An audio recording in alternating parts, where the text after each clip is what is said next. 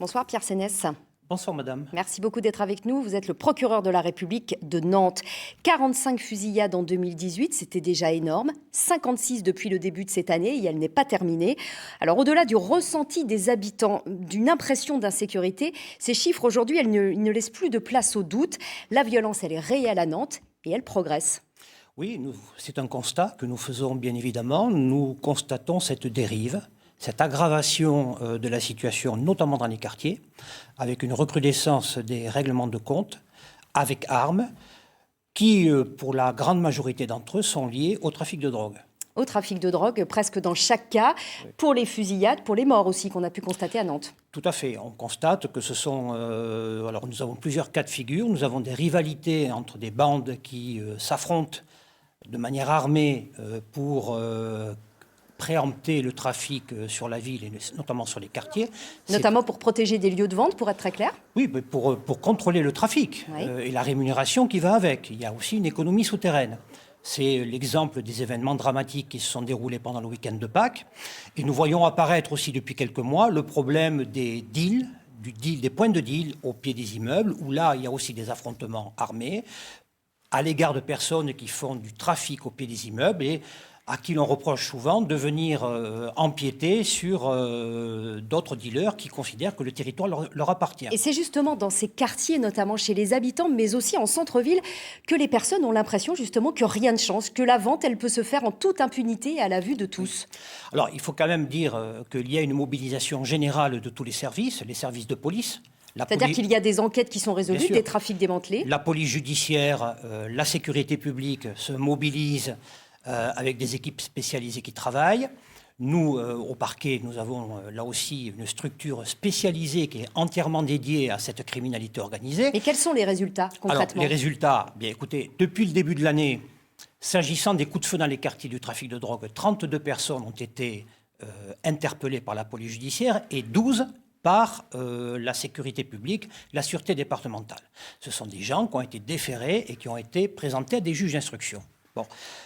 C'est beaucoup, mais on a l'impression que malgré tout, ça ne résout pas le problème de fond. Je pense à nos confrères de Ouest France qui ont consacré une série passionnante d'ailleurs de reportages au trafic de stupéfiants depuis quelques jours. Ce trafic qui semble incontrôlable dans la ville et qui laisse notamment témoigner des policiers qui disent « on n'arrivera pas à résorber le trafic de stupéfiants, uniquement à le contenir ».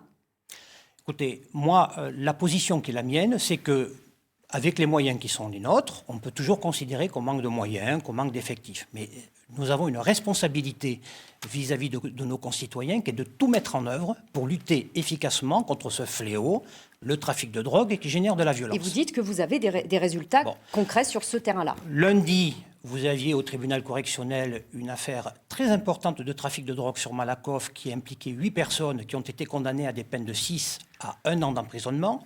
Mardi, 2 trafiquants de drogue du quartier de Bellevue, cette fois-ci, ont été condamnés à des peines de 4 ans d'emprisonnement.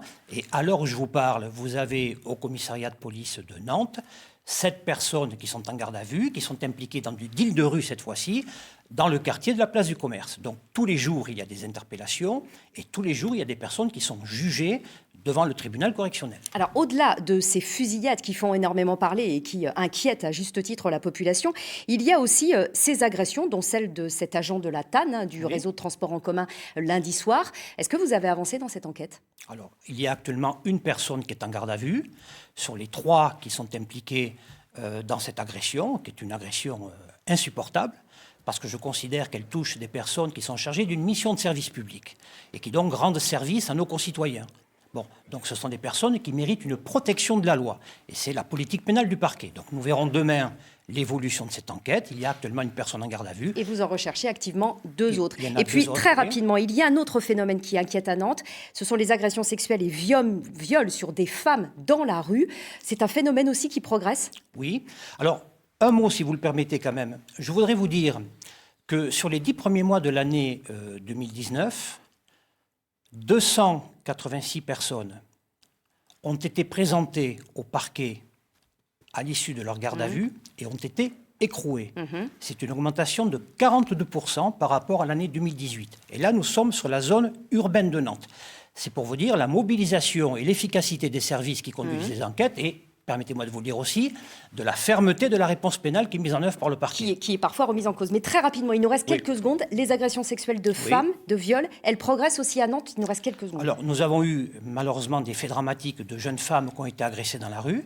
Nous avons actuellement une situation qui est d'actualité, puisque une personne suspectée d'avoir commis 5 agressions sexuelles ou viols et tentatives de viol depuis le 20 octobre dans le secteur de la route de Vannes, une personne est actuellement en garde à vue et nous verrons la suite demain. Merci beaucoup, monsieur le procureur, d'être venu jusqu'à nous pour faire le point sur ces situations de violence et de délinquance à Nantes. Merci.